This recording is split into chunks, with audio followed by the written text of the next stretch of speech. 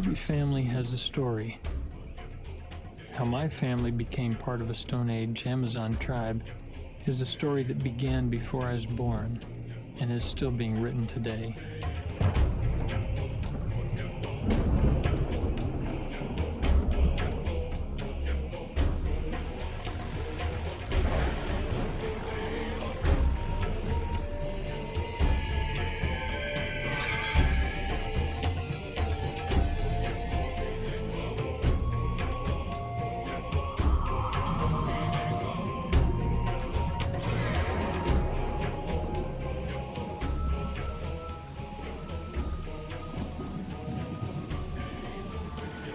The headwaters of the Amazon River begin in the Andes Mountains and gather in the rainforest far below.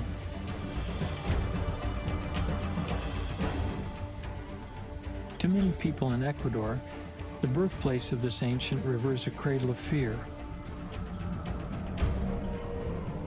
From a time before the Inca, the eastern jungle, or Oriente, has been seen as the heart of darkness.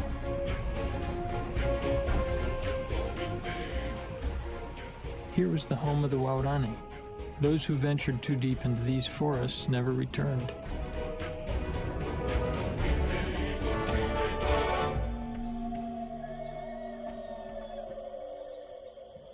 Tiene miedo de guagraña. Antes, cuando nosotros chiquitito en Tena estábamos nosotros, ahí se matan un poco más abajo. Gritaron. Todos allá, adultos, todos murieron, todos mataron. Unos 2, 3 lanzas cada persona. Todos mataron, después se robaron machete, hacha.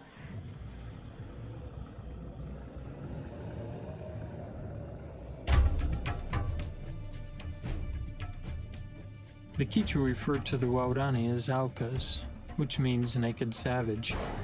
But the Quichuas had never gotten close enough to really learn what the Waorani called themselves.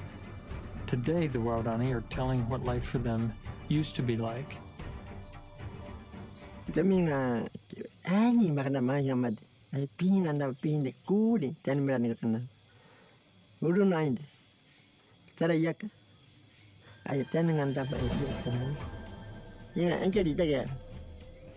Dari mengen aja ada mengen deh mini dah hanya kan ni mani ridu angana ya ni kunya ya ku dengan kabela ni awak tu dari yang ada air yang ku ni temingan ku din dari ni ku dari kan pian dari ku ni jangan jangan ngomong tak kenal.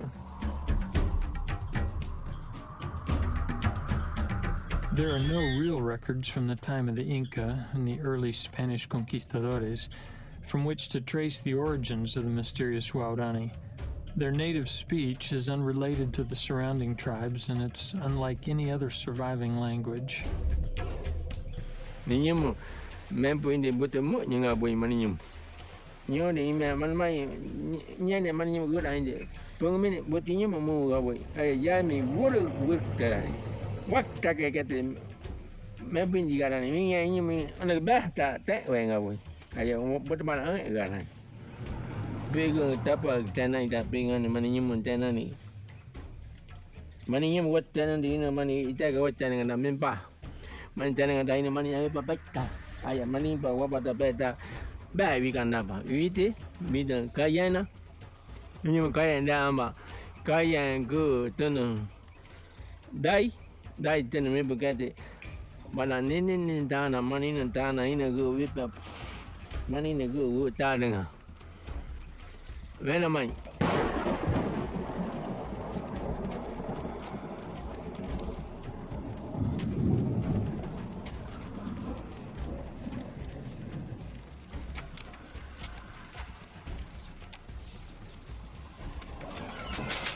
The warring nature of the Waorani reached inside their own groups. Blood feuds and vendettas began an internal cycle of killing on such a huge scale that it threatened the very existence of the tribe.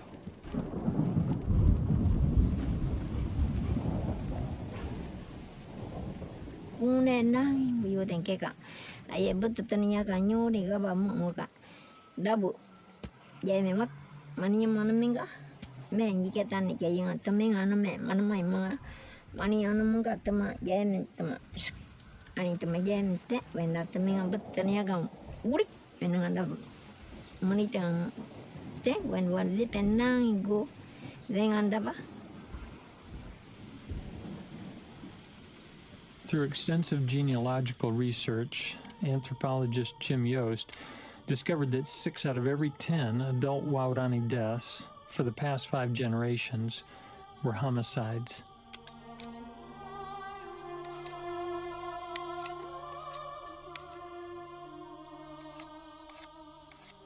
Muy ba pernah dia ba pernah. Iwan jangan, wikan jangan, namun jangan, kawan jangan. Ayah muni cuma. Siapa ya? Dan cuma bawa ni cuma ini mesti dah muni siapa ya? Ini mesti bawa ni muni dia. Muni tahu ni. Money, what the bid and at the tip happen, bit can't have money, but money.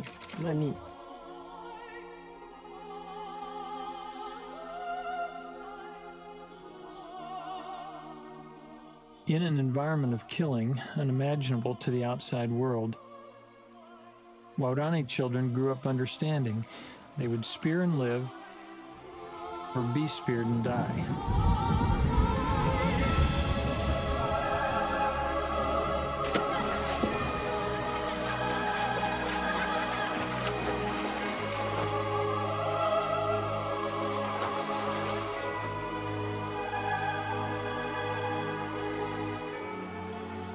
Betul ni ya, bebangga. Yang bebangga di pun ni, tak kena ada. Bundi wape, mayan, mana kata kabena, hobi pengandar bayar. Pun dia aja nganda bebangga. Biarkan tak, biar hobi. Tak. Joya, adi kita. Bundi babu ni. Ayah gini temi ngambil bebangga ni hobi cuma mani. Baik kan, oka. Tebu mini pakai mani mentemana. Iya baik ni. Tanta. Dia ni mana maya. Memang arba'in hobi bu aidan ya nani. Wabah nani dia ni. Ini mau hobi bu tak ada macam ni mana. Dia mana kan ramai ini hobi bu aidan ini mana ada yang hobi bu aidan mana. Mana baik yang ni hobi kemah. Kaya mau kepada orang kaya mana. Mana ni ba.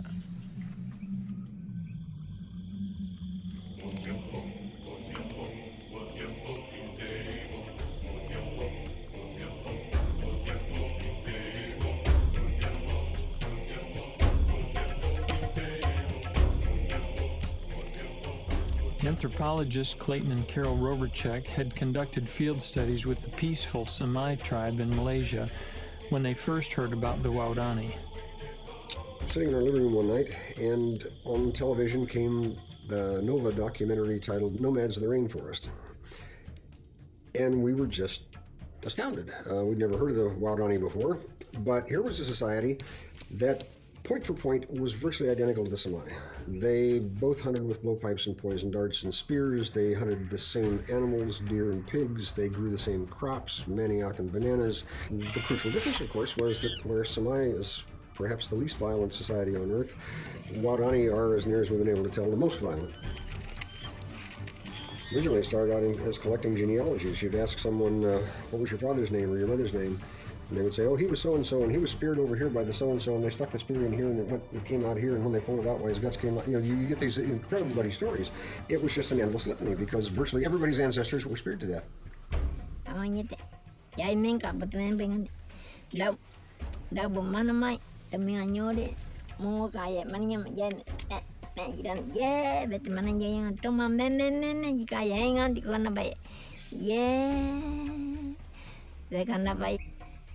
We would ask, why did they do that? They were angry. And that was the answer. Turns out that they have these two paramount values, egalitarianism and autonomy. And if something comes along to infringe your autonomy, this is a violation of the way things ought to be. And the way that one restores this sense of autonomy, this sense of control, is to kill.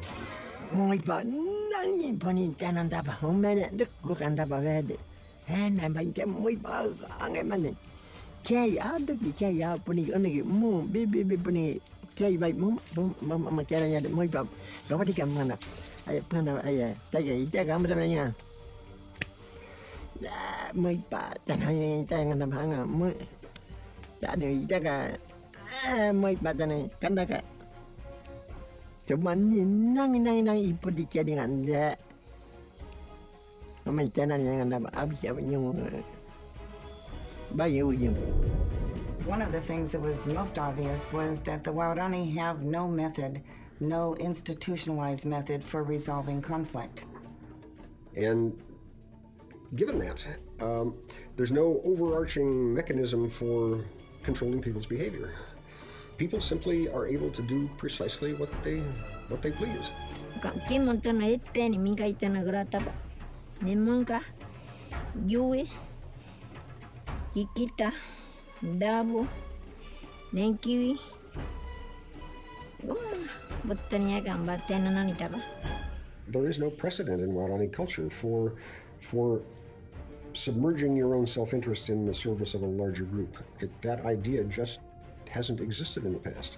And so people are very unwilling to concede any of their freedom of action in service of the objectives of the group as a whole, because the group as a whole never existed before.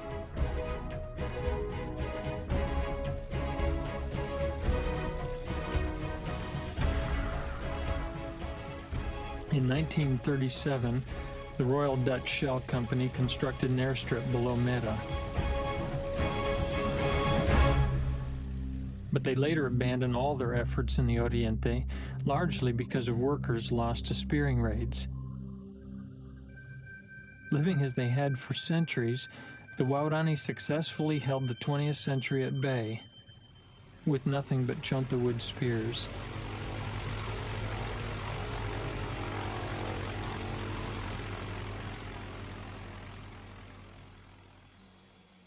Ayah, kento, temenga mempingan dapat ayah, dah menga mungkin dah mungkin meniti. Moi pak, anda kan, tempo tangan dapat ayah. Mempi kento ni mana, wajah dengan mana tapa. Bela kau kan, dah cuma ingan dapat. Ingan di bicu mempu du baik kento ni bawa ipatan kau bukan. Dah cuma anda mungkin meniti ingan. Gue kuat uang kiat, mini cewek kau wanita ni pengen kuat ni, benda kiat dia amuiran. Kento, memang antena nali vet, memang antena nali vet ni bota uri, minum tahu apa. Bota, tapi ome, irawa, mi agar kita tamu. Ayah kau tamu ni pak, kau uri runa inda tamu ni pak. Kamu iya wena wah ayah mani. Kau ribu berlebihan, oi, nyawa mana wenang ima, nyana gini ada apa, minta nangapi, minang ima ada buat tambah, minang namai, kau buat wemu ima, kini mana dak, ni mana ya kau nggak, kalau buat nyana tek, kalau tak buat ada buat kini mana ni, loni curi tiang mana yang bukan apa, buat alamai, kini mana urut pandat nek kan. Kami akan nak buat mati begini, orang main kan? Hanya nak punya nak pun atau mana? Mana ya? Kau tetap pernah lebih pernah nyanda mana?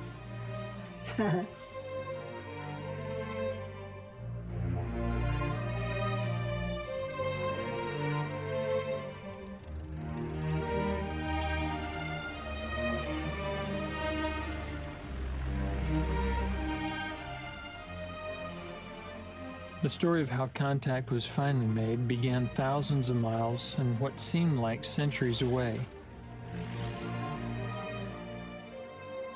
My parents, Nate and Marge Saint, along with Jim and Elizabeth Elliott, Roger and Barbara Udarian, Ed and Mary Lou McCulley, and Pete and Olive Fleming, were coming together and starting their families just a few years after Dayuma had fled from hers.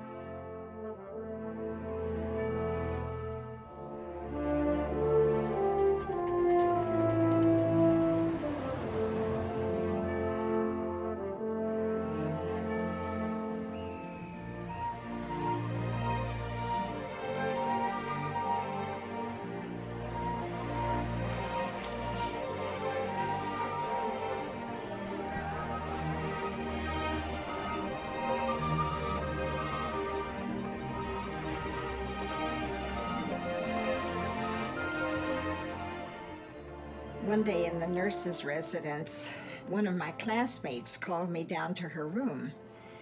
She said, I just got a big envelope of letters and some pictures from my mother.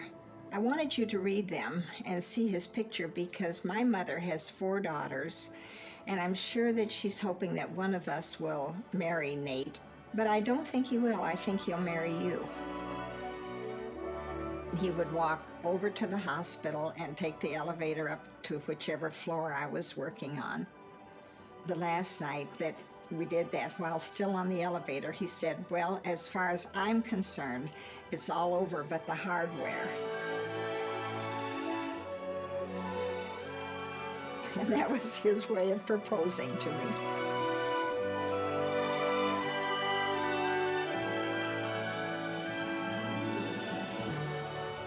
I can still see Roger as he's walking down the hall at Northwestern Schools. He had just returned and been discharged from the paratroops, and he still had his paratroop uniform on. And for some reason, I noticed him going down the hall, and I just thought he was really a handsome guy, and I was wondering if he's going to be around. One of my favorite memories is the night he proposed to me. He took off an old watch he had from the ranch, and he gave it to me because he didn't have a ring, and he gave it to me saying that he would like me to keep time for him.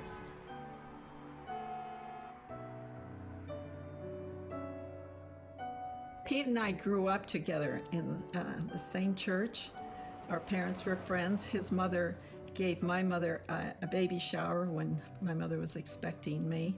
Pete was 3 years older than me, but about 4 years ahead of me in school. But finally, he started to take a little more interest, I think. I was about 17, and I used to call him the Greek because he was taking Greek at the university. And I made him Argyle socks. That was the first thing.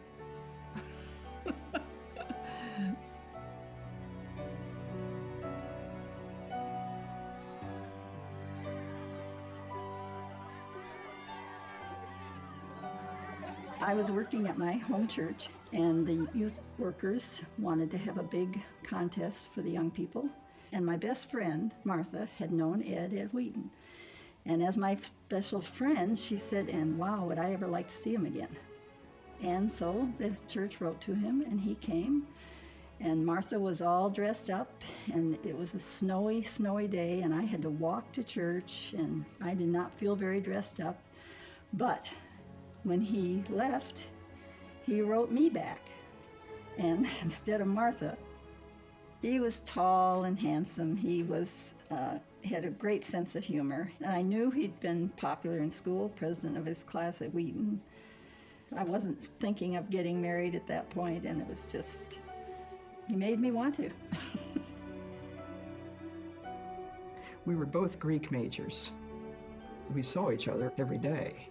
Every once in a while, he'd come along and he'd just slap his books down on the table, and he'd sit down next to me and he'd say, well, where are we today? And I said, what do you mean, where are we? You know, I'm on this page and you're 6 pages behind or something. So he just decided that we were going to learn Greek together. He asked me to walk with him one evening, and we found ourselves walking into a cemetery. And without even realizing it, we sat down on a stone slab.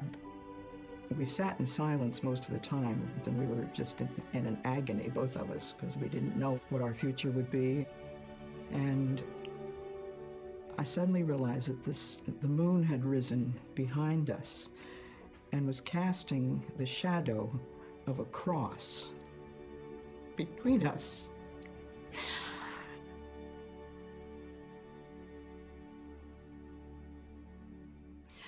Yeah, I did then what I'm doing now. Neither one of us could say a word. And it was less than a week later that Jim took me to the train station in Chicago and said goodbye. And we didn't know if we'd see each other ever again. The first time I actually saw Jim Elliott would have been in class. he sort of walked in, as if he had everything under control. He was really a holier-than-thou type of guy. And dating girls, he wouldn't touch a girl, wouldn't look at a girl twice. He really believed that the highest calling of God was to be celibate. Make him the cutest that I've ever seen. He's the kind of guy who never did anything halfway. I mean, if he's going to be spiritual, he's as spiritual as he can be. But if he starts to have fun, then the pendulum would swing totally the opposite extreme. He became the life of the party. Every class party, we always wanted Jim Elliott to be there in the middle of things. These guys were at Wheaton together, for goodness sakes. There are all the things that they could think of, and probably did. And Jim was into so many things, and Jim was always into trouble. Because he was, he was a wrestler. He was one of the boys. But when he began to fall in love with Betty, he didn't know how to handle this. He was so embarrassed over the big deal he'd made about being celibate. He falls in love, and he doesn't know how to handle it. Jim had been very instrumental in making Ed change his mind completely. Ed was going to be a lawyer, and he was studying. And Jim walked in and he said, Macaulay, why don't you put that aside for a while? You can think about that if you really feel strongly about it. He said, I would like you to think about becoming a missionary. And Ed just laughed and thought, that sounds nice, but it's not me. I'm not going to do anything like that. Jim and Ed would get together and they could pull off the craziest stunts. We get on a bus together and talking in loud voices like drunks, oh, come on, Jim, where are we going today? Flopping down in the seat of the bus, and everybody in the bus thinks, uh-oh. Ed would say, hey, Jim, did I ever tell you about 3 kinds of love? And Jim would say, no, Ed, tell me about 3 kinds of love.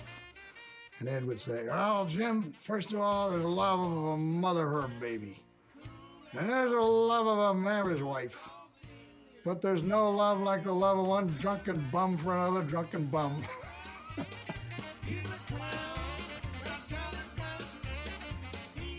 He's the kind of speaker that you listened to and never took your eyes off. Ed Macaulay was a great orator. He went out to San Francisco for the national championship and he won. National champion collegiate orator. So we met him and took him and threw him in the lake as a way to congratulate him.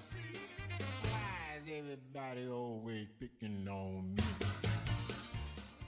This same friend, Martha and I, had thought about going to HCJB.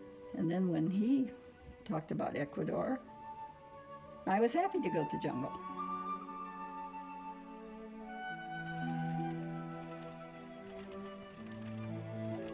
A plane crashed in the jungles of Ecuador, and Nate was the only one on their books that had both the qualifications of being a pilot and a mechanic.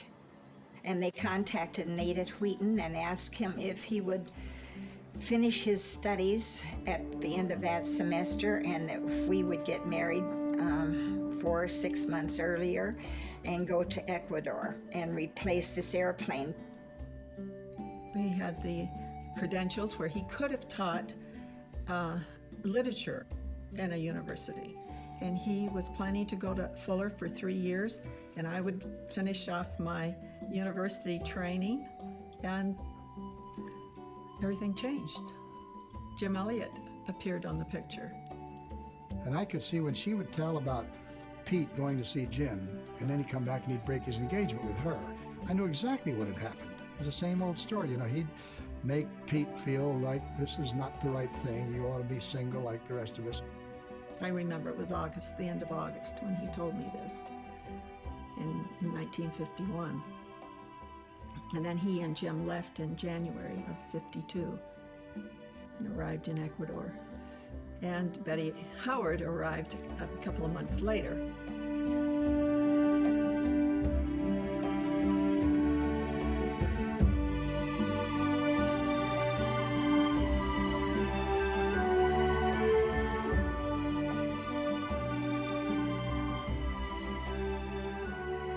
It wasn't easy leaving my parents. I was the oldest daughter, the first one to be married, and I had made them grandparents. Steve was like 9 months old when we left. There was a terrible flood at Shandia. Ed McCulley and Mary Lou were going down. After that flood, Jim and Betty decided to get married. So we were there almost 6 months, and Jim felt that God had given him the green light to ask me to marry him. He said, but I'm not going to marry you until you learn Quechua. So I had learned Spanish first and Safiki second. Now I had to learn Quechua. Then I get a letter from Pete. He asked me to marry him.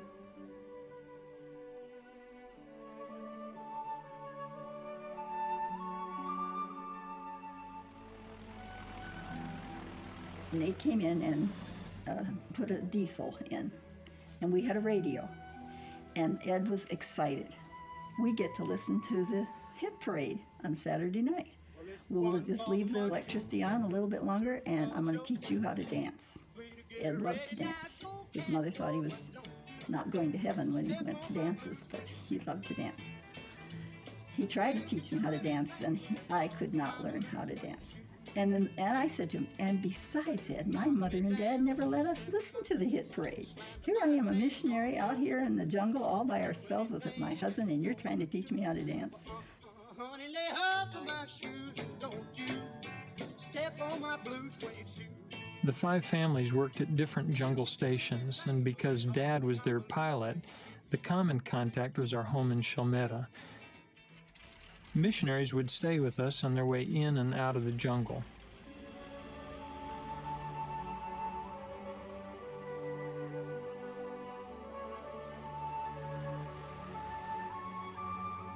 The airplane was the only efficient means of delivering supplies and messages to these remote areas.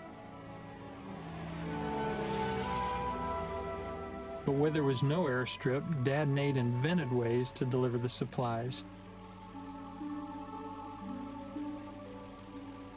My mother, Marge, made radio contact every morning with each station and was constantly checking the weather and relaying flight conditions back to Dad. Nate would often fly into a mission station and find somebody that was just needing more care than the missionary could possibly give. So he would fly them out to our base.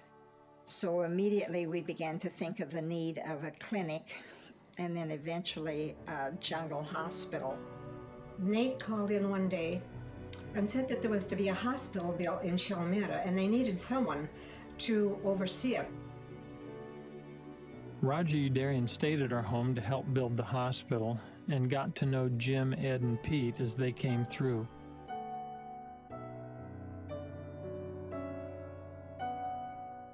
But then a series of events unfolded that united these 5 friends and our families in one common purpose.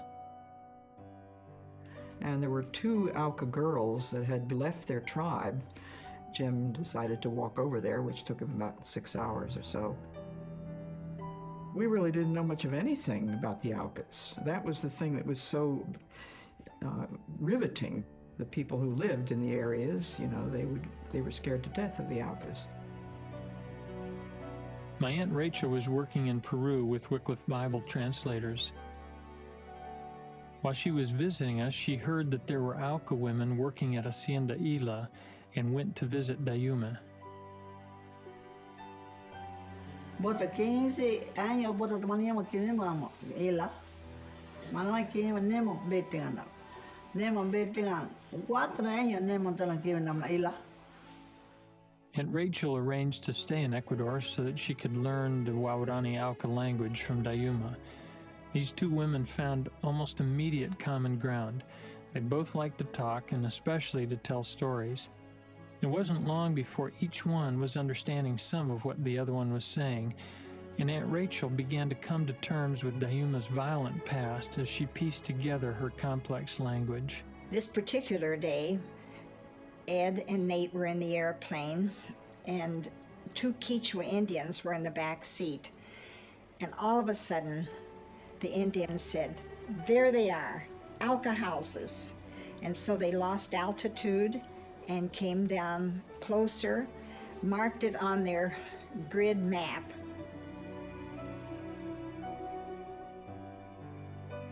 Nate flew into our airstrip one day, and we were having lunch, and he said, "Hey guys, I found the Alcas. What I want to do now is to get 5 guys together and tell them one by one what I want to do." I said, "Don't you think it would make much better sense if a husband and wife with a baby would go down the river in a canoe? They certainly would not feel threatened by a man with his wife and baby." I said, "I'm willing to do it. Jim, are you willing to do it?" Jim said, "I think it's a great idea." And he listened very intently and very politely. And then he said no.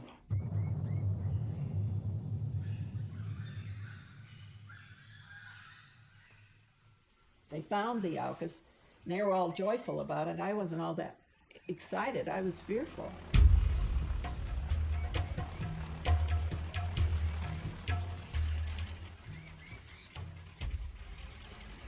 One motivation that we had of thinking that we might be a part in reaching these people that were just known to all outsiders as killers was that we had the modern missionary mule, the airplane.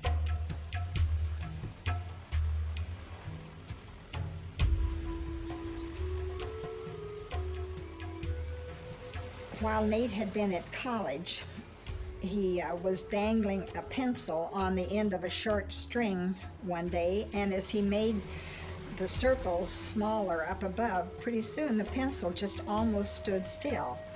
And he said, "Someday, when I'm a mission pilot, I'm going to use that idea so that I can make contact with people who are isolated in their little spot in the jungles." Kat bidang baru dia kan, kena dah ni kita ini nyung kebakan bidang apa mama ni kan.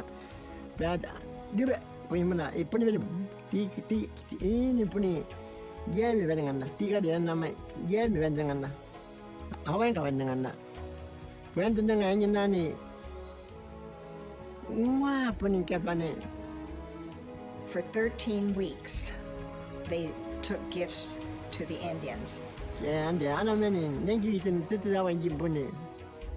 Cuma bagi gimana? Tapi kan ibu, nyung giru ti, muni giru ramai apa ni orang itu mana?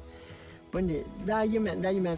And after the first week, the Indians took their gift off the end of the line and tied on one of their baskets. The fellows came flying back as fast as they could come. They landed, jumped out of the airplane, ran back, and in that basket was a live bird. Kita dengan dapat aratur, dah dengan dapat mainan itu apa? Jangan kau mainan. Tu mainan handi kuat, bawa kuat hari kian panen tahu ni pak. Kakak tahu pak. By September of 1955, tensions that had built up between the government and the oil company and the Waorani were at a breaking point. They were killing oil company people, and oil company people were killing them. And how long could this go on? Our families hoped that a face-to-face peaceful contact could be made with the Waorani before this isolated violence moved to a much bigger scale.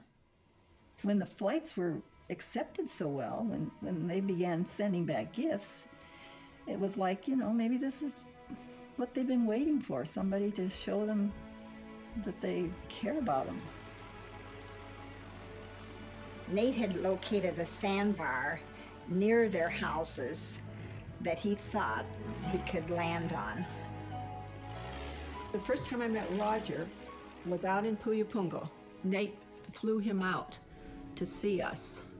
They went over the New Tribes Mission magazine, which described the 5 men that were killed in 1943 in Bolivia. So they were trying to figure out how they could do things differently than what they did. Rachel Saint had come. She was living with Nate and Marge at that Christmas time. And Nate had made up his mind that she was not going to know anything at all about this. And when he told me that, I said, "But Nate, you can't do that to your sister." He said, "You don't know my sister." The only time the four couples were together was just before the fellows went out to the Alcas. It was Christmas time, and Mary Lou and Ed had invited all of us missionaries to come and have Christmas with them. I guess all of us were either sitting around and some of the others were having naps, and after an hour or so, we heard rustling in the room where Ed was, and he came to the door, and he just looked like a zombie. I mean, he was just cross-eyed, standing there, this tall, huge guy. And without any warning whatsoever, he just fell headlong on the floor, just flat. And Mary Lou just jumped, and all of us just were aghast. But then Mary Lou, she just sat back in her chair and she started to laugh and laugh and laugh. And she said, "Get up off the floor, will you?" And he gets up and just laughs his head off. One evening, Jim and Ed started telling stories, and they went on, and they were so funny. But in the way they were telling them, they really were making fun of Betty. And the more upset she got, the more everybody laughed, because she was the serious one. When you got Jim and Ed together, it was just hilarious.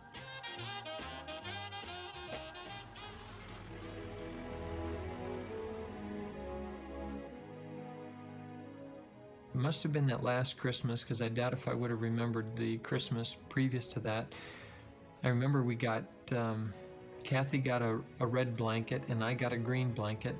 But I also remember that I didn't get the yellow plane that I'd seen Dad making.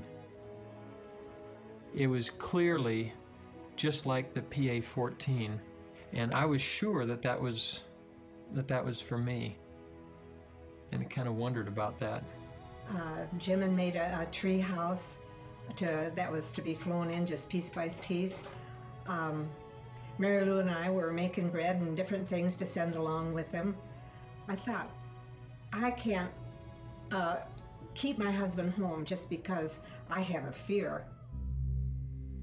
But Pete had kind of dragged his feet about going because I had just come down to the jungles. And I was fearful, and he knew it.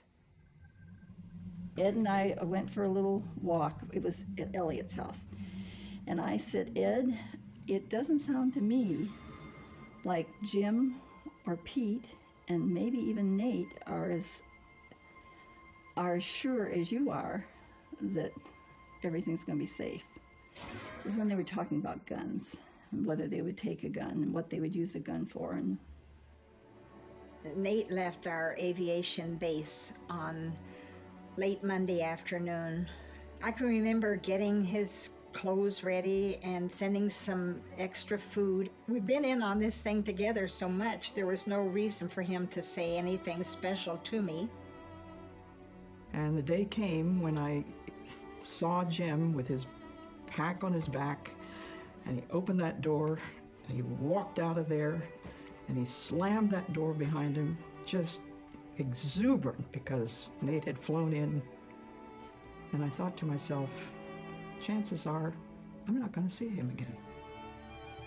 We were in the bedroom and we just talked about our life, talked about the children, and he kissed the children goodbye and told them that he'd be back soon. And he kissed me goodbye and he says, "I'll see you," and left. I don't remember thinking much about the danger of it at all. But one thought crossed my mind as Nate taxied out from the hangar in front of our house. I wonder if I'll ever see that little airplane taxi out again. And I never did.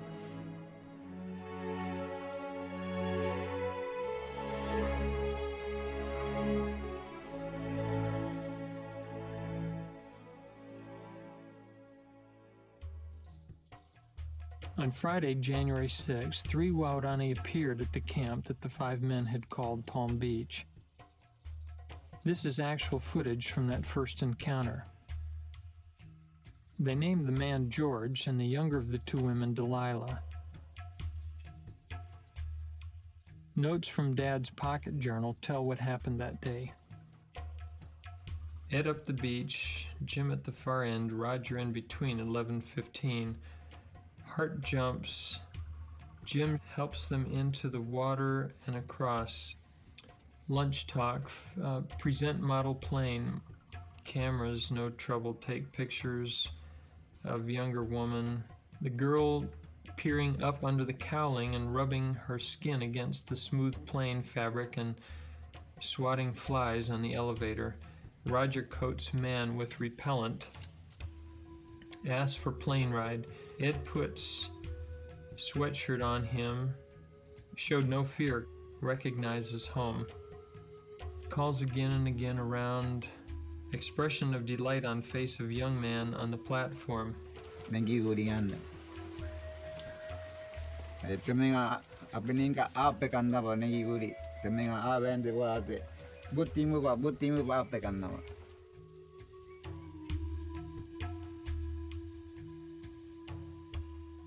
Scene of showing with model the need for an airstrip.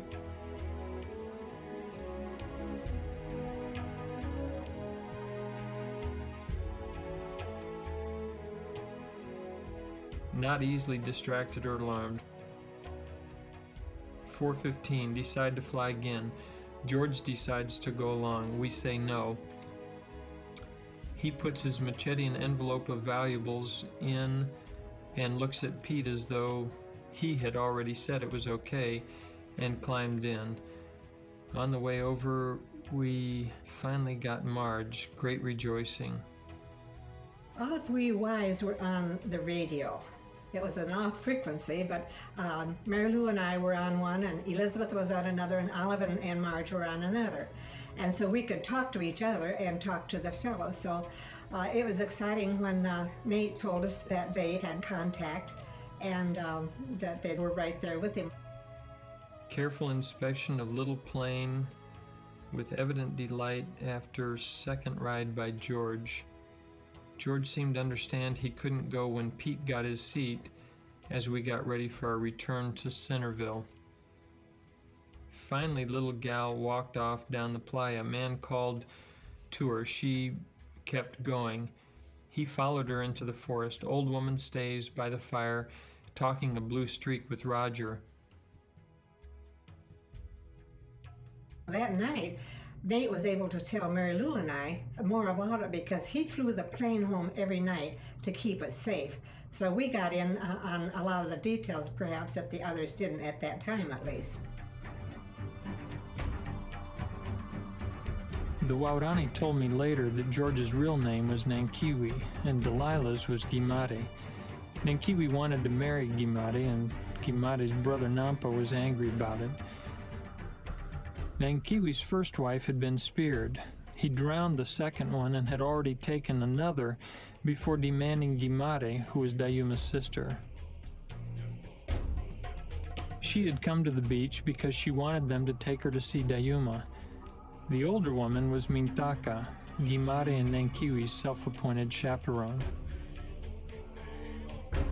How excited they were about George flying in the plane and eating their hamburgers, and the 2 women being there. And then Saturday they flew out again. Saturday, January 7th, the 5 fellows waited patiently for another visit. They were unaware of the turmoil that was going on inside the tribe.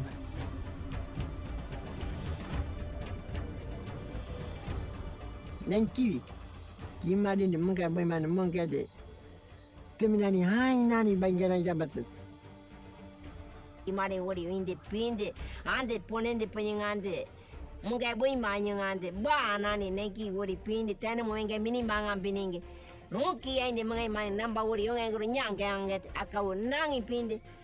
family group caught Nankiwi and Gimare coming back from Palm Beach without Mintaka, their chaperone, and Nampa flew into a rage. So Nankiwi lied and said that they were only alone because they had to flee from the foreigners who were going to kill them. Nani kawe pinjara yanani pinja era bot anake temi mini bot ini namanya ba angkana amo Namba uri nangi kakawe kana. ikita engi bangana nampak tu engi mati dia dia nano angkaya dia pinja la pinji ikita aduh ke macam menit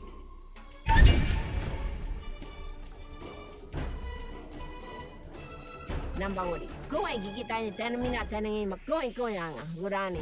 Ima yung ko ne ngonyo. Kawa mi mama pirani.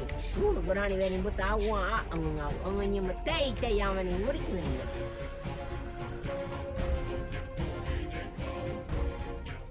Minye mo akau mani purani minta ka gurani. Betul. Temenani tanam pono.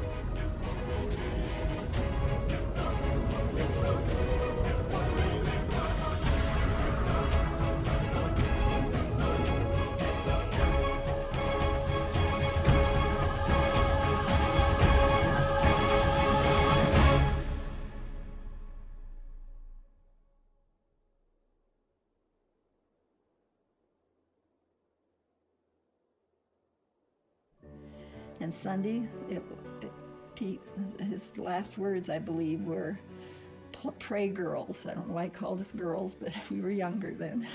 Pray girls, I'm sure this is the day.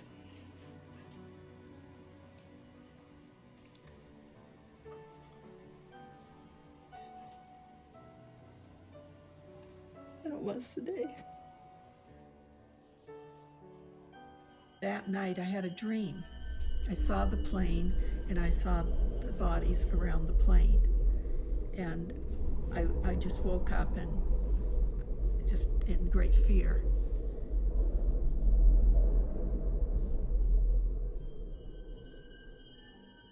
I didn't hear Dad when Mom called for him on the radio. He did not respond, and I had never heard that before. And the next thing I knew, Mom was asking me to run to the next door neighbors. He was a pilot that flew with Dad, and she wanted me to ask his wife if she could get Dad on the radio. And I thought that was very strange. And then on the Sunday night that Roger was supposed to come out and spend the night with us, he never did.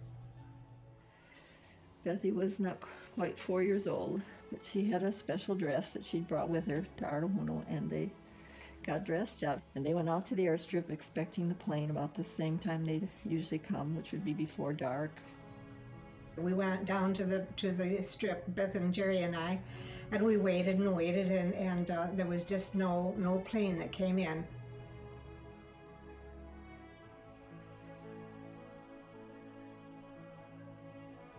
There were some visitors there that night, and we couldn't let anybody know what was going on. We could not say anything about where the fellas were. And Marge had promised this woman that she was going to do her hair. And so she went ahead and did her hair that night. You know, everything was just the same. Johnny Keenan, the only other pilot who knew anything about what was going on, was on the strip by 7 o'clock in the morning. So he looked at me and he said, "Barb, you've got to go and help me search." I remember looking down into the water. I can still see that plane right there. Roger was not there. I just felt like Roger was safe someplace. Finally, Johnny said, "Well, our gas load is getting low, so I've got to leave for now." And so we went back to Artahuno and landed. I got my 2 children, and Mary Lou got her 2 children. When I left, I made sure that there was some food in the refrigerator, and I left a note on the door. I hope some of you will come out. I hope some of you will make your way here, and the first aid kit's right here, and all the food's in the refrigerator. And then Johnny flew us all back to Shell, where Marge and Olive were staying.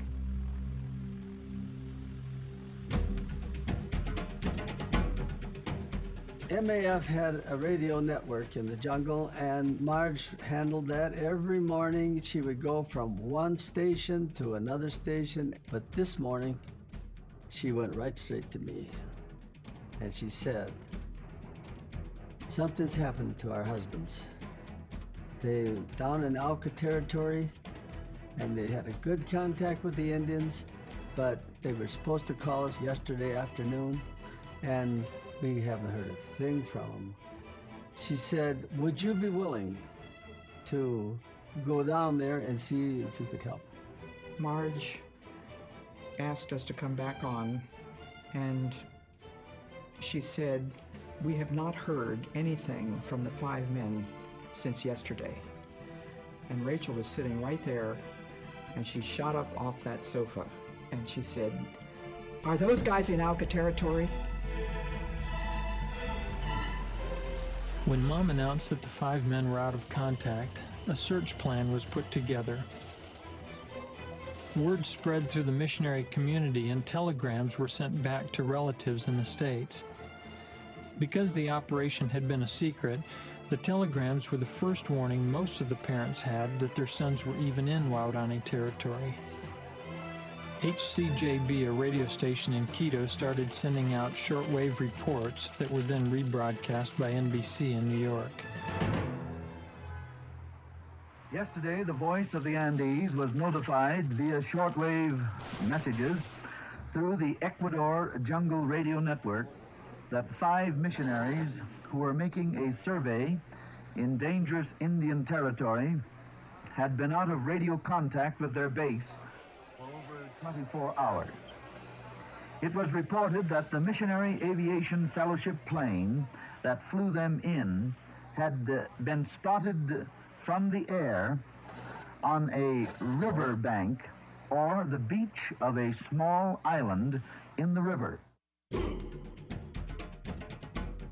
The news got national attention as people everywhere seemed to wait to hear about the fate of these 5 men. Cornel Kappa was sent down from Life magazine to join the search party and to cover the unfolding story. I was in Panama for a meeting, and while there, Major General Reuben Hood called us into his office, explained the situation, and he said, Nuremberg, you go down there and find those people and do what you can to aid them. We landed at Shell, and I couldn't believe it, how many people were already there. People came down from Quito, and then the national people started here, and they started to come, and the soldiers from the base there came, and it was just, and those huge airplanes from Panama had come.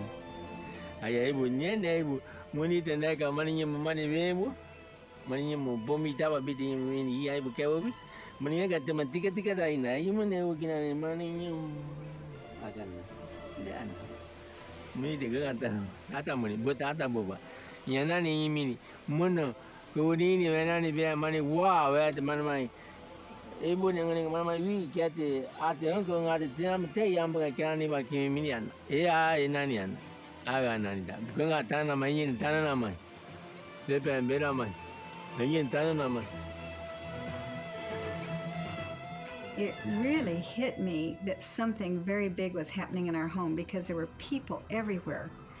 I'm sure my little mind didn't wrap around all the significance that was going on, but I did sit down with a little piece of paper and some colored pencils and drew a picture of the jungles with all the hills and mountains. Then I took a red pencil and marked spots all over the jungles.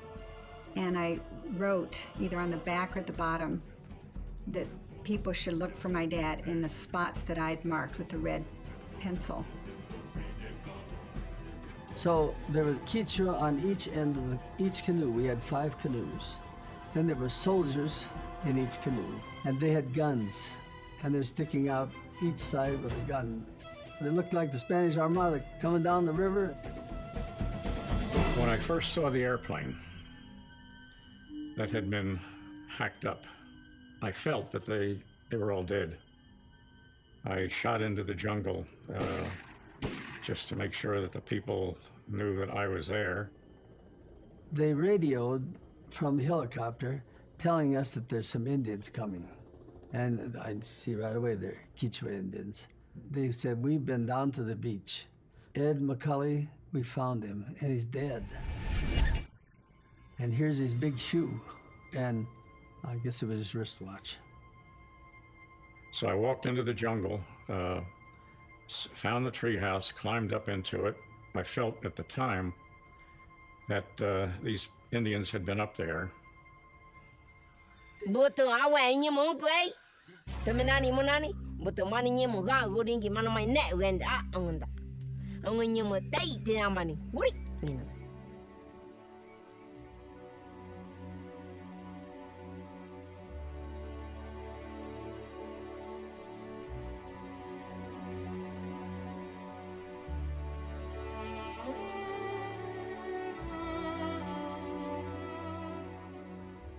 I thought, now if they're dead, then I'm going to have to see dead people, and they're going to be my friends, and it's going to be hard for me.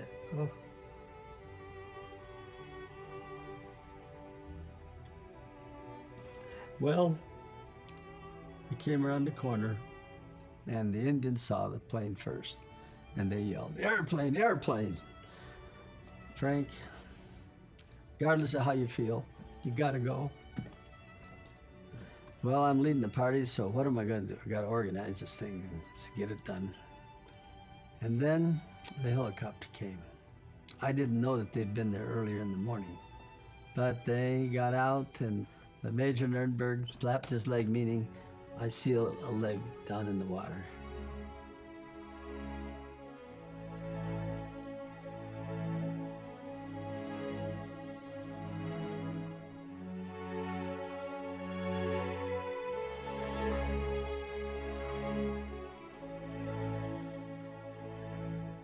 I went back to the beach, and we flew downstream and saw 4 of the bodies. And I took pictures of each body as best I could. We didn't know who it was, but they tied a rope on it, and then they found another one. And they pulled him and laid him on the beach there. We didn't know who they were. They weren't in too good shape. So Dr. Johnston, he started to go over their bodies. He measured them, found that one of them was taller than the other one. And so we came to the conclusion that one of them was Jim Elliott, and the other was Peter Fleming. The helicopter said, now there's a body down below here. But when I got so close, I could see it was Nate.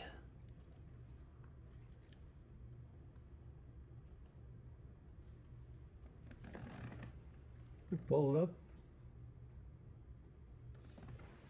alongside. I could see he had a spear right here in his head. And he had a cut in his face with a machete right here. I could see that. One thing I noticed, his wristwatch was not here, but it was clear up here. But he always did that. Whenever he wanted to remember something, he'd pull his wristwatch up here. I knew that. But anyway, you're supposed to tie a rope on him. I couldn't do it. I tried.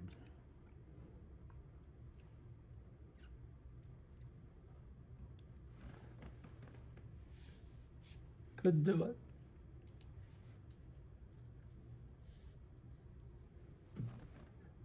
So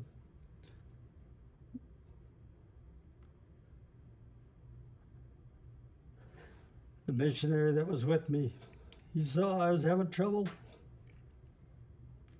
So he said, I'll do it. He tied him. We pulled him. My pilot is gone. Felt so badly. Terrible. But hey, you can't feel this way now. Get going. You got to get out of here. Get these people. Do what you can and leave. Can't sit here and cry. So we did. Brought him up to the beach. There was Jim. There was Pete. There was Nate. And then 2 others of my missionary friends, and the Indians had gone way downstream. And they had brought Roger back. And of course, as soon as I saw him coming, he always wore blue jeans and his t-shirt and tennis shoes. And I could see right away who it was, my buddy. Got it? Walked the trails with me. It's gone. So we laid him on the beach. They had guns with them. They had said that they would never kill the Aucas even if they attacked them, because they made the straight statement, they're not ready for heaven and we are. Some of my missionary colleagues said, we want to go and get the canoes and we want to go downstream and see if we can find Ed. And I said, no, you're not going to go. We know he's dead. We know he's dead. But if we let one group go and we stay here and the Aucas would get between us, then we'd have some more to bury. No, we're going to have to let him be. So we dug the grave up by the treehouse and then buried them all.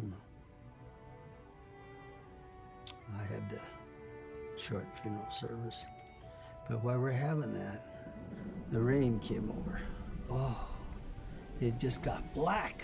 I mean black. It's almost like night. The storm was so fierce and so black that the soldiers became frightened.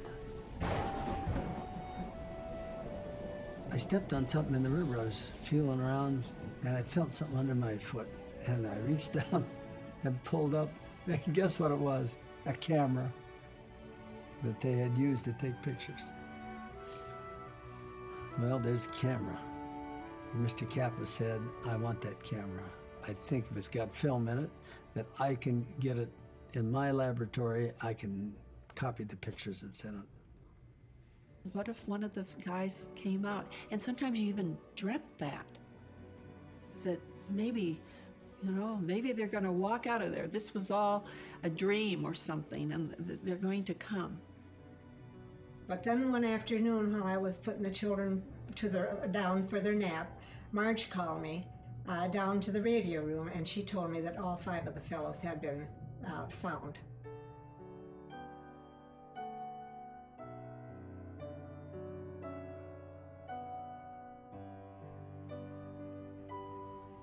Now, as I talked to the wives afterwards, I felt so badly that I couldn't bring their husbands back to home.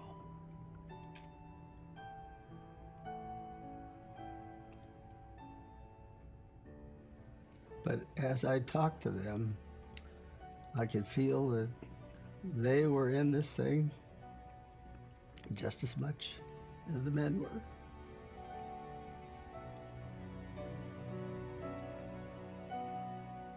And then I remember Mom telling me that,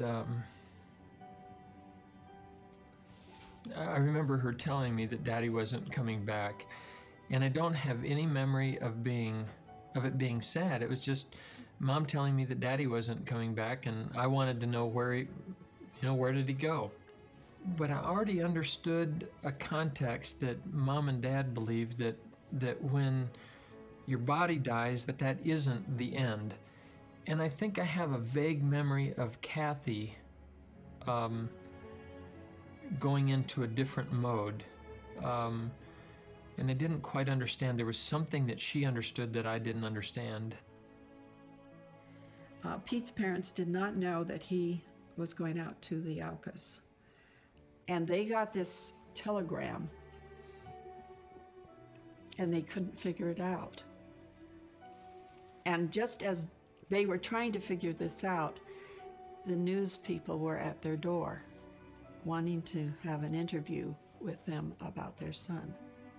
Well, we feel confident that with the prayers that are being offered nationwide, that the Lord will hear and answer. Oh, they were devastated. Pete's father was absolutely devastated. I wrote to my parents and Roger's parents, but long before our letter got there, they had heard it over the radio. And my mom had written me back shortly after she heard. And she had told me that if I wanted to come home, that she and Daddy would help take care of the children. I thought that was a good idea at first. Long before that, I had given my heart to the Lord to be a missionary, so as a missionary, I had to stay. We were helping her close up the house. I mean, that was very hard on her because I think she really believed that Ed was going to come out of the jungles, and she wanted to be there for him. I get letters from people still from time to time with gifts saying, you know, we pray for you, we still pray for you, we still pray for your family. Trust you're doing well.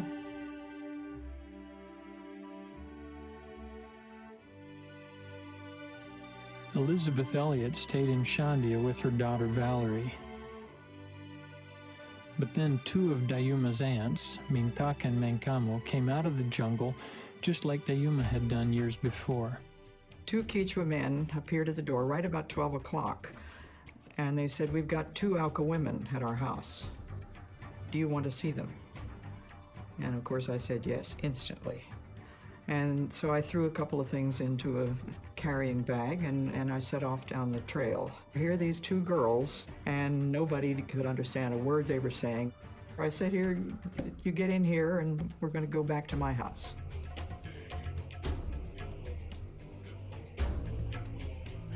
The time came when they both came to me and they said, "When that palm fruit is ripe, we're going home and we want you to come with us."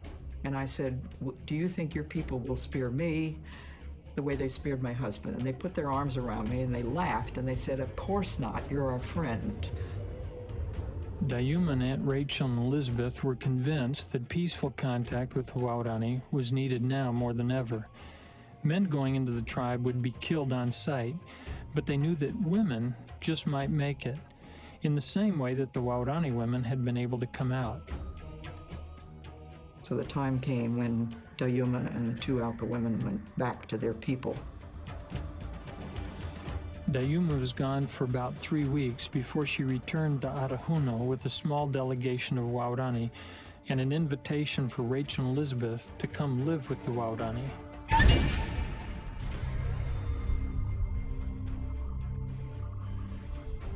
I sort of remember being carried in a wooden chair on the back of one of the Quechua Indians, bumping along, my head bumping back against it and falling asleep on it. Then they gave me the name Nemo, which was one of Dayuma's sisters. She was macheted to death when they were wiping out Dayuma's whole family. And so I took Nemo's place in the kinship and then had the protection of Dayuma's family. But also I soon found out the enmity of her enemies. And Dayuma gave me a full course in Auca fleeing technique. The Waorani believed in a creator god whom they called Wangungi. Dayuma told them that Wangungi had marked a trail with carvings for them to follow. If they followed these carvings when they were alive, then they would find his house when they died. But these carvings told them that they shouldn't kill each other. Dawa was the first to believe what Dayuma said, and then her husband Kimo. Both of them had been in on the attack at Palm Beach. But there were other Waorani who were still suspicious, and as Kimo began to build Aunt Rachel's house, he was told that it would be his grave.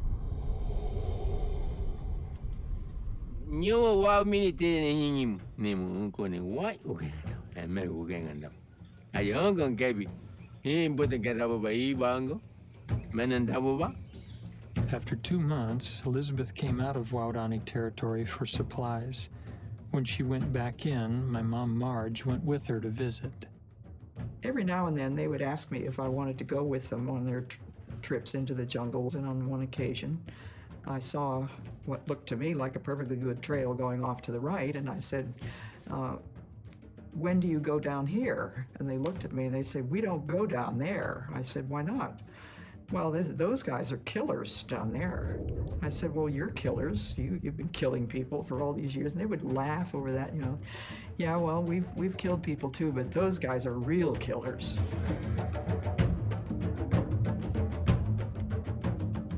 I was regularly receiving letters from both Jim Elliot's parents and my parents, and they would always be cautioning me They were not at all happy with the idea that I was living in a primitive tribe with a bunch of naked Aucas, and here was this precious little girl that belonged to them.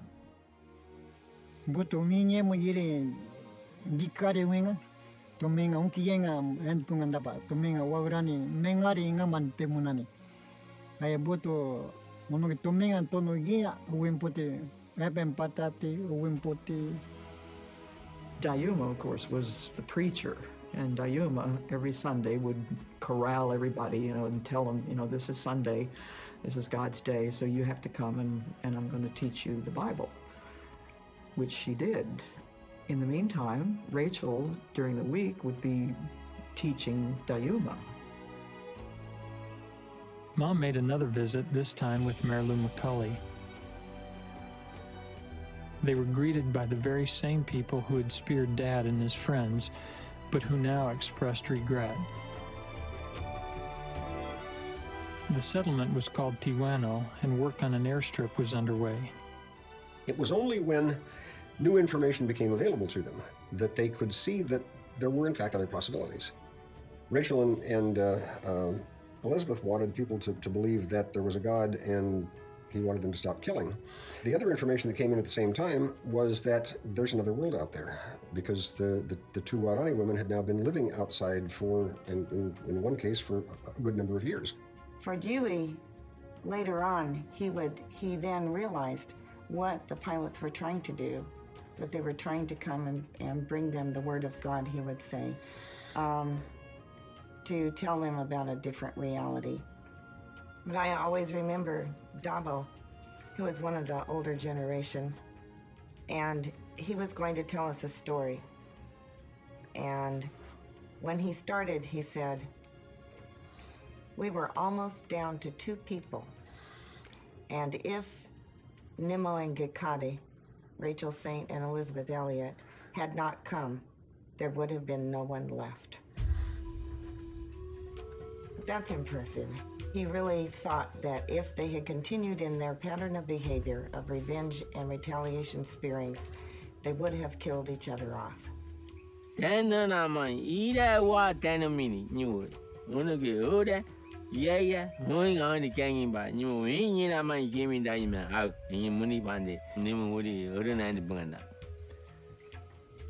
the word in Waorani for believing, or actually for hearing, understanding, obeying, and several other concepts like that is inya.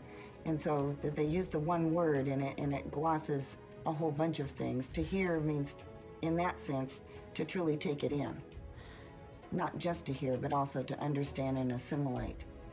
The Waorani were able, in a period of just a few years, to reduce the homicide rate by well over 90%. Nothing else changed. The ecological situation hadn't changed. They had no new techniques, no new tools available to them. There was certainly no biological change. What changed was the information that people had available to them. And on the basis of that, they made a radical transformation in their social life. This pattern of vendettas that we've been able to document goes back at least 5 generations, disappeared like that. Within a matter of months, one group after another agreed, once they heard that others were giving up the vendettas, they agreed to do the same thing.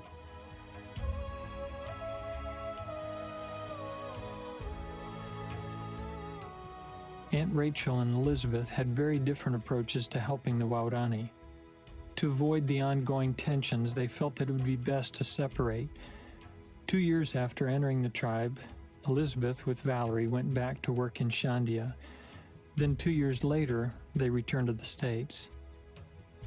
I didn't say anything about clothing until we got into Miami airport, and I said to my mother, why is everybody walking around with clothing on? Because I had been so used to seeing everybody naked.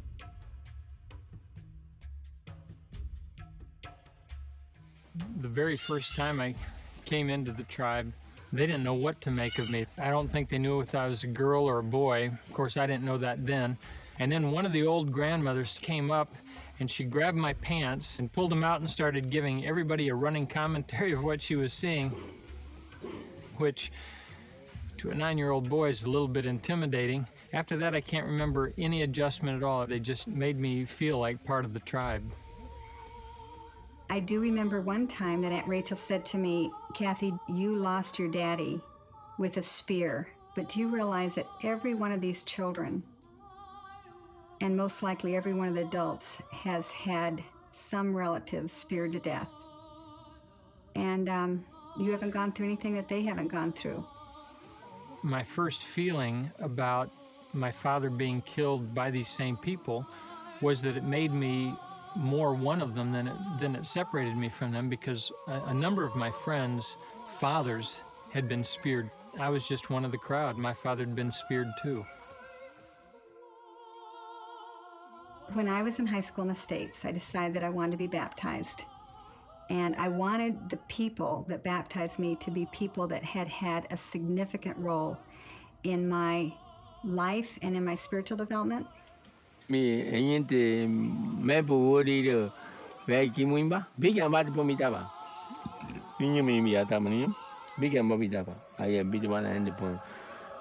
I was in the same water where Dad's body had been thrown, and at either side of me were the two men that in their youth had killed Dad.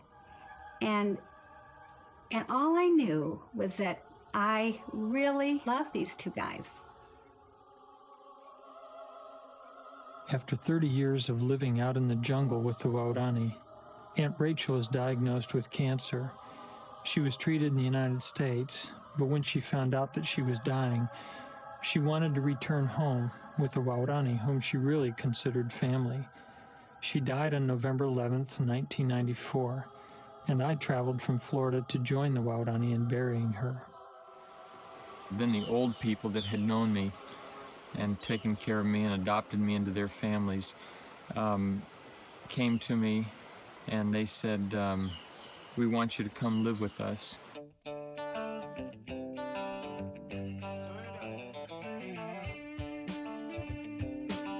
When we were coming down the river, we came around the last bend and we saw this long tarp set up kind of like a tent, and that was to be our home for the next year.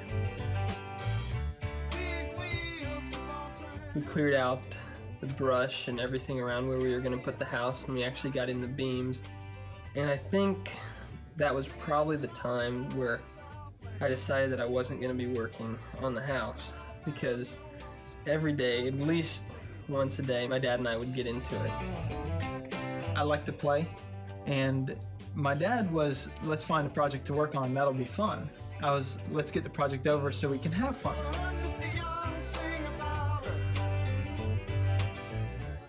Seeing Stephanie down in Ecuador was probably the highlight of her life. She was at home.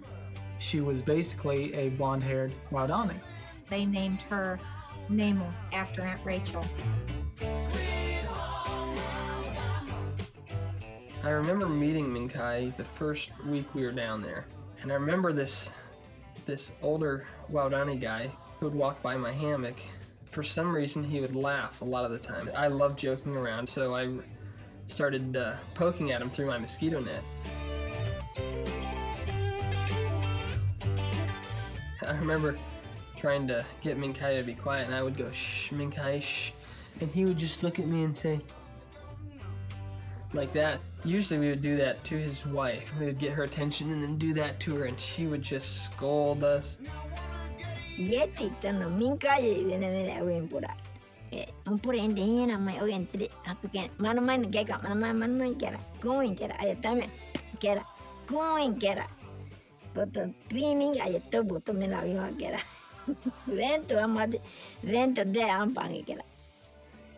Minkai is one of the men who killed my grandfather and his 4 friends. Sometimes I will call him Meme, which means grandfather. He can't be a replacement, but he can be a grandfather to me. When it was time for Jesse to leave to go back to work the summer before starting college, Jesse and Minkai were standing over just a little ways away, and they had their hands on each other's shoulders, and both of them were crying. I'd never seen a Waodani man cry. We did this a couple times, and finally I got in the plane, and it was I was still sobbing when I got into Shell.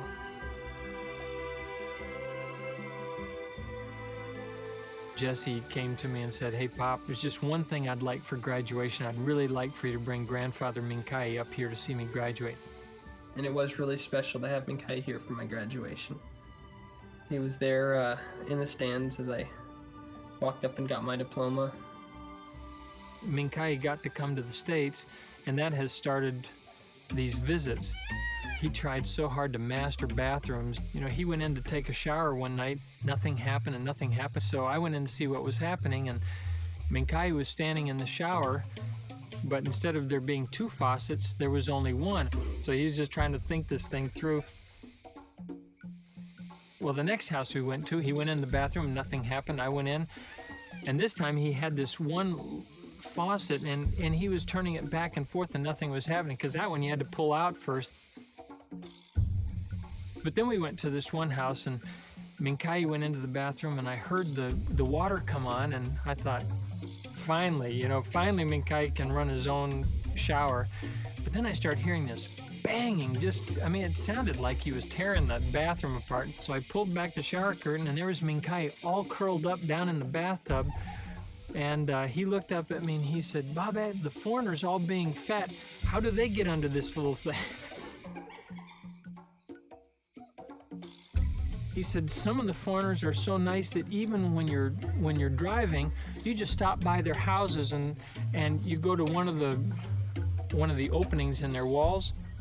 And he said they just open it for you, and then they start giving you food, and it's already hot and it's already cooked and stuff. He said, "I see those foreigners very, very well." When Minkai came back from the States the first time, he told the people that the foreigners are really big and fat because even when they go walking, they don't move their feet. They just get on the trail and the trail moves. Well, Ompore, his wife, said, "Oh, you're talking wild."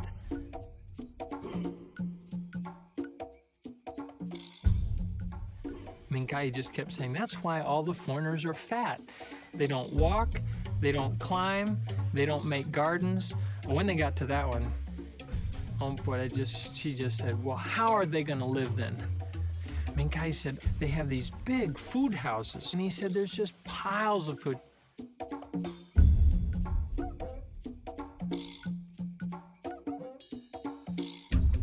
First, there's these young people, and they're standing at the place where you go out and you smile as big as you can. And he said, they pretend like they're not seeing you. And then he said, then after a little while, then they look at you and they smile. And he said, when they smile, boom, you can just go and take all the food with you. And I said, well, it's kind of like that. So I just took out my credit card and I said, first you have to give them something like this.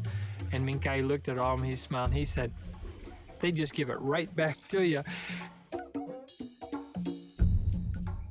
Ompore started griping at me. She said, Bobby, what do you mean sending Minkai back here? He was so fat that whenever I'd say, Minkai, go out and bring some meat back for me, she said, he would just go out and he'd find a tree and he'd just mow.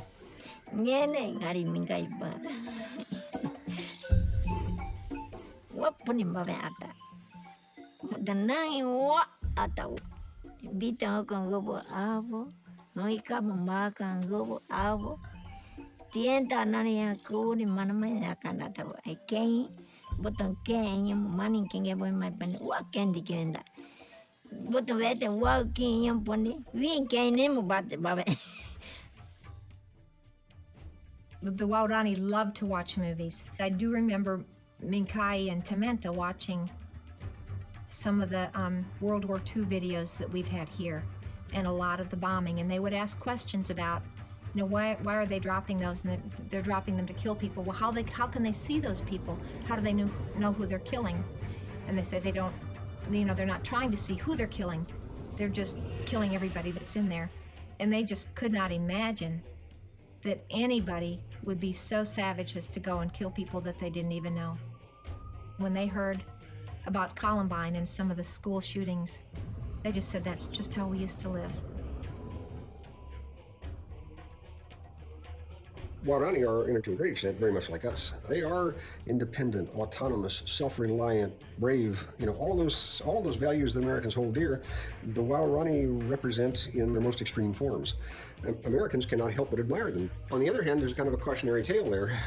So if you sort of carry this constellation of American values to its ultimate extreme, what you get is Waorani.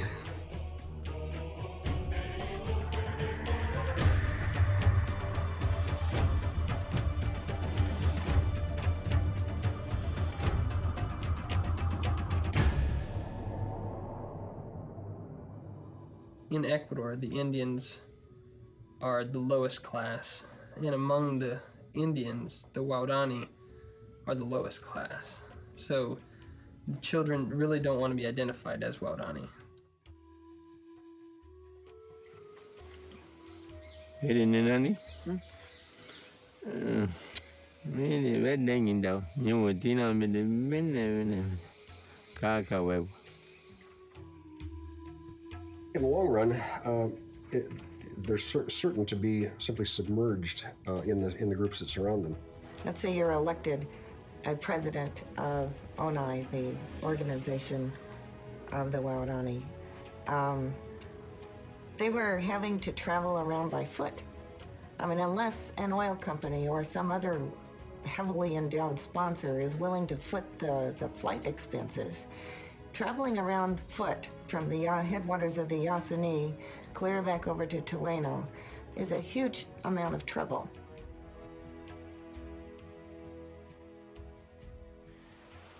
So finally I broached the subject and said, you've learned how to fix things and you've got your own little clinic and now you're doing dental work. I said, now I need to go. You yourselves need to do it.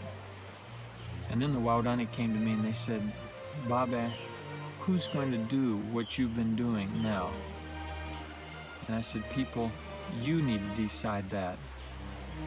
And a few days later, they came and they said, well, what about if Tamantha does what you've been doing? Things had come full circle, because Tamantha was the son of Nankiwi, the George from Palm Beach, whose lie to the tribe had led to the killings of my dad and his friends.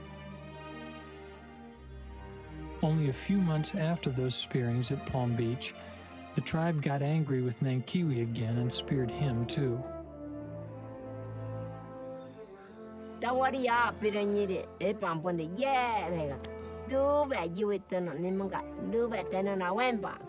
Inye mon tapa me atapa kuaka inye mon kote no me prekta gati ado ki tapa take ja be in mate wat kuati aya vena mai aya kiringa aya inya na tane kera ba anga wale nimga tane yui ponata aya men kiri wori ukanda aya gote onta te uka buto tapa up to emi wa baring buto wete tane ke ma. In the old ways, a dying warrior could demand that his children be buried with him. Nankiwi told Epa, his oldest living wife, to put their daughter Game and son Tamantha into the grave with him.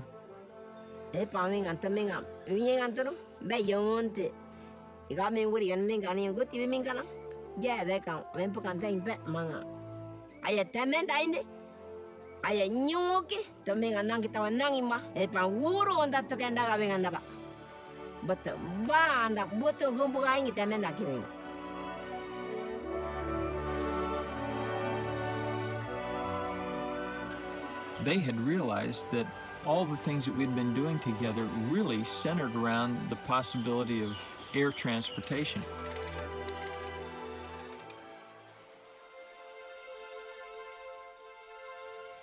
Biti monito amuni bito neami bati bito wengongi agati bito wabano ebo bareng babe oromongati bito inkayati kebai mi panani.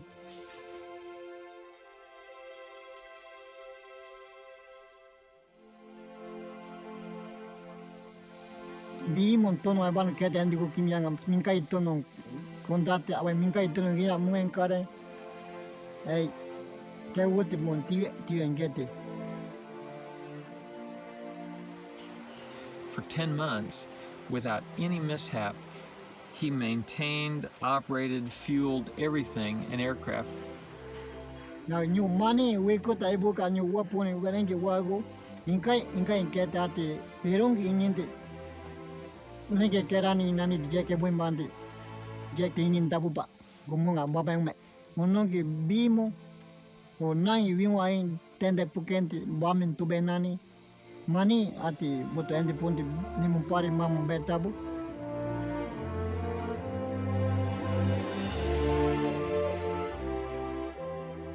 The Waodani face a future of deep complexities.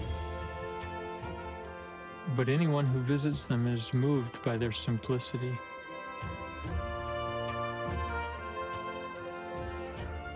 There are some things, after all, that stay unchanged by time. Years ago, my dad Nate flew Tementa's dad Nankiwi over his small Waodani village. Today, Tementa can be seen flying over villages of the very same people.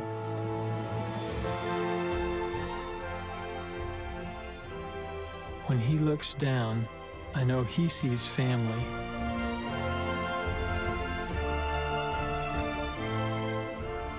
And when we look up, our hopes soar with him.